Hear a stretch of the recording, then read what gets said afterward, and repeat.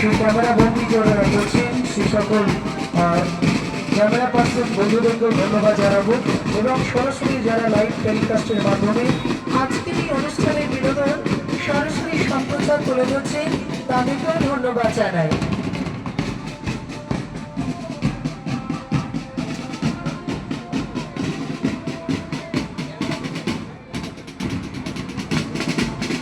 আমাদের খেলার মাঠে বা মাঠের আশেপাশে দর্শক বন্ধুরা যেখানে অবস্থান করবেন দর্শক আসনের সাইডে দয়া করে কেউ মোটর বাইক বাইসাইকেল দাঁড় করিয়ে যানজটের সৃষ্টি করবেন না।